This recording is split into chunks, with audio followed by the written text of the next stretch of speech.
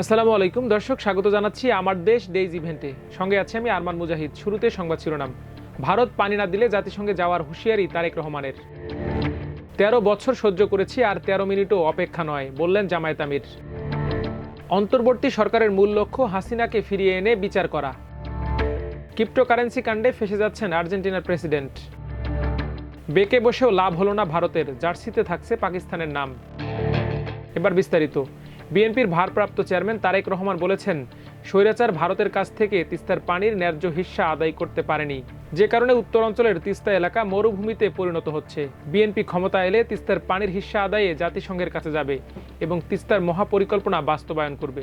আজ তিস্তার পানির ন্যায্য হিস্সার দাবিতে ৪৮ ঘন্টার লাগাতার অবস্থান কর্মসূচি শেষে তিনি লন্ডন থেকে ভার্চুয়ালি যুক্ত হয়ে প্রধান অতিথির বক্তব্যে এসব কথা বলেন। দর্শক, আজকে সংবাদ বিশ্লেষণে আমাদের সঙ্গে যুক্ত আছেন আমার দেশের ডিপ্লোম্যাটিক করেসপন্ডেন্ট বশির আহমেদ ভাই। আপনাকে স্বাগত জানাচ্ছি ভাই। আজকের যে গুরুত্বপূর্ণ যে বিষয়, সেটি হচ্ছে তিস্তা নিয়ে যে বিএনপি ২ দিন ব্যাপী একটি কর্মসূচি ঘোষণা করেছে, জাগো বাহে তিস্তা বাঁচাই, এবং একই সাথে তিস্তা নিয়ে আজকে চাইনিজ অ্যাম্বাসেডর সংবাদ সম্মেলনও করেছেন। শুরুতে আপনার কাছে জানতে চাইবো যে বিএনপির এই যে কর্মসূচি, এটি আপনি কিভাবে পর্যবেক্ষণ করছেন বিএনপির এই কর্মসূচিকে? আসলে আমরা সবাই জানি, আপনি জানেন, আমি জানি, বাংলাদেশবাসী জানে যে তিস্তা আমাদের একটা জীবন মরণ সমস্যার কারণ হয়ে দাঁড়িয়েছে। অর্থাৎ ভারত যে একতরফাভাবে পানি প্রত্যাহার করে নিচ্ছে তিস্তা নদী থেকে বছরের পর বছর, এই জন্য বাংলাদেশে মরুকরণ শুরু হয়েছে। এবং তাৎপর্যপূর্ণভাবে বাংলাদেশ এবং ভারতের মধ্যে এই বিষয়ে একটা চুক্তি কিন্তু ১৯১১ সালে প্রায় চূড়ান্ত হয়েছিল। অর্থাৎ তৎকালীন ভারতের প্রধানমন্ত্রী মনমোহন সিং যখন ঢাকায় এসেছিলেন, তখন কিন্তু সবকিছু চূড়ান্ত ছিল যে একটা চুক্তি স্বাক্ষর হবে। কিন্তু ভারতের অনগ্রহের কারণে, ভারত একটা কারণ দেখালো যে পশ্চিমবঙ্গের মুখ্যমন্ত্রী তখন মমতা ব্যানার্জি, তিনি এখানে আপত্তি জানাচ্ছেন বলে আমরা চুক্তিটি করতে পারছিলাম। মূলত আসলে ভারত চুক্তি থেকে কৌশলে তারা নিজেদেরকে সরিয়ে নিয়েছে, তারা আসলে চুক্তিটা করতে চায়নি। তারপর থেকে অনেক আলোচনা হয়েছে, এটা নিয়ে অনেক দিন দরবার বাংলাদেশ তৎকালীন সরকার মাঝে মাঝে ইস্যুটি তুলেছে, কিন্তু আসলে ভারত তখন তো কানে দেয়নি। এখন ৫ আগস্টের পরে পরিবর্তিত পরিস্থিতিতে এখন নতুন করে যে তিস্তা বিষয়টি আলোচনা এসেছে, ওতে অত্যন্ত গুরুত্বপূর্ণ। এবং এই মুহূর্তে বিএনপি বাংলাদেশের সবচেয়ে বড় রাজনৈতিক দল, এবং সেই দলের পক্ষ থেকে যখন এই ইস্যুটি নিয়ে এই কর্মসূচি দেওয়া হলো, এটার গুরুত্ব অপরিসীম। এবং আপনি জানেন এই কর্মসূচিটা কিন্তু মাত্র একদিনের জন্য না, এটা ২ দিনের একটা কর্মসূচি, এবং রংপুর বিভাগের যে ৫টি জেলার ১১টি পয়েন্টে তারা অবস্থান কর্মসূচি পালন করেছে। এবং আজকের সর্বশেষ দিনে সেখানে যুক্ত হয়েছেন বিএনপির ভারপ্রাপ্ত চেয়ারপারসন জনাব তারেক রহমান। এই বিষয়টি অত্যন্ত গুরুত্বপূর্ণ। তারেক রহমান এই তিস্তা প্রকল্প নিয়ে এবং তিস্তার পানি বন্টন চুক্তি নিয়ে তিনি অনেকগুলো কথা বলেছেন।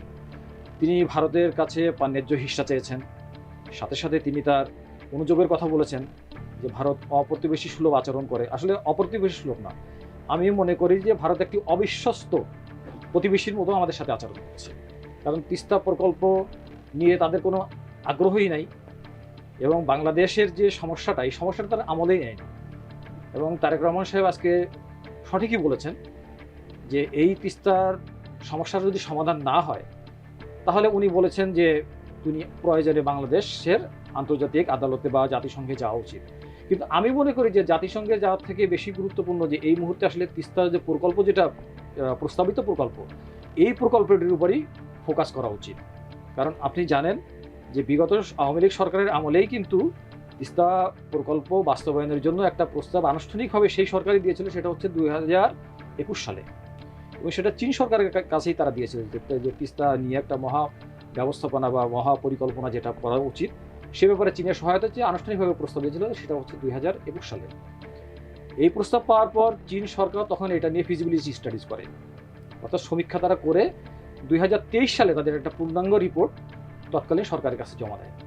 কিন্তু দুর্ভাগ্যজনক বিষয় হচ্ছে সেই ২৩ সালে জমা দেওয়ার পর আজ অবধি এ ব্যাপারে বাংলাদেশ সরকার কোনো রেসপন্স করেনি বা কোনো জবাব দেয়নি। এবং মজার বিষয় আপনাকে আমি আর একটু স্মরণ করাই যে ২০২৪ সালে যখন তৎকালীন বর্তমানে বিতাড়িত প্রধানমন্ত্রী শেখ হাসিনা তিনি যখন চীন সফর করলেন, তখন কিন্তু এই তিস্তা প্রকল্প নিয়ে অনেক বেশি আলোচনা হয়েছে। এবং এই তিস্তা প্রকল্প যেন তার চীন সফরে যেন কোনোভাবেই অগ্রগতি লাভ না করে, সেজন্য ভারত তখন একটা কৌশল না, ভারত তখন হঠাৎ করে বলে যে আমরা তিস্তা প্রকল্পে সহায়তা দিব ভারতকে, এবং প্রয়োজনে আমরা এই প্রকল্প বাস্তবায়ন। আসলে ভারত প্রকল্প বাস্তবায়ন করার জন্য নয়, এই চুক্তিটা সম্ভাব্য চুক্তি, আমি জানি না যেসব চুক্তি এসব হতো কিনা, সম্ভাব্য চুক্তিটাকে তারা আটকে দেওয়ার জন্য এই ধরনের একটা কৌশল অবলম্বন করে তখন। বাট এখন পরিবর্তিত পরিস্থিতি এসেছে, নতুন সরকার এসেছে এবং আমরা মনে করি এই সরকার জনগণের সরকার, অনেক ত্যাগের বিনিময়ে সরকার এসেছে। সুতরাং এটা বিবেচনা করার সময় এসেছে। শুধু সরকার না, আমি মনে করি বিএনপিকেও তিস্তার প্রকল্প বাস্তবায়ন নিয়ে আসলে ভাবনার সময় এসেছে যে আমরা প্রকল্পটা কিভাবে বাস্তবায়ন করব। আগের সরকারের আমলে যে প্রকল্পের কথা বললেন সেই প্রকল্পটির কাজটা একরকম আটকে যাওয়াই তো এই যে আটকে গেল, এটি কি সরকারের অনিচ্ছার কারণ ছিল কিনা? শুধু সরকারের অনিচ্ছা না, এটা তো আসলে ভারত আটকে দিয়েছে। ভারতের প্রেসক্রিপশনেই তখন বিগত সরকার এটাকে নিয়ে অগ্রসর হওয়ার সাহস দেখায়নি, যার কারণে আজকে চাইনিজ অ্যাম্বাসেডর তিনি তার দূতাবাসে আজকে একটা সংবাদ সম্মেলন তিনি করেছেন। এই সংবাদ সম্মেলনটা মূলত কিন্তু তিস্তার বিষয় নিয়ে নয়, সামগ্রিক বিষয় নিয়ে। অর্থাৎ আপনি জানেন যে গত মাসে আমাদের পররাষ্ট্র উপদেষ্টা জনাব তৌহিদ হোসেন তিনি চীন সফর করেছেন, তার উপরেই মূলত ভিত্তি করে সংবাদ সম্মেলনটা আয়োজন। কিন্তু যেহেতু বাংলাদেশ এবং চীনের মধ্যে অনেকগুলো ইস্যু রয়েছে, আমাদের সহযোগিতার অনেক ইস্যু রয়েছে, সেক্ষেত্রে তিস্তা প্রকল্পটি অত্যন্ত গুরুত্বপূর্ণ। সুতরাং ওনার সংবাদ সম্মেলনে বিষয়টি এসেছে। আমরা প্রশ্ন করেছিলাম যে তিস্তা প্রকল্প নিয়ে, তিনি স্পষ্টই বলেছেন যে বেইজিং বাংলাদেশের তিস্তা প্রকল্পে সহায়তা দেওয়ার জন্য প্রস্তুত রয়েছে যদি বাংলাদেশ সরকার চায়।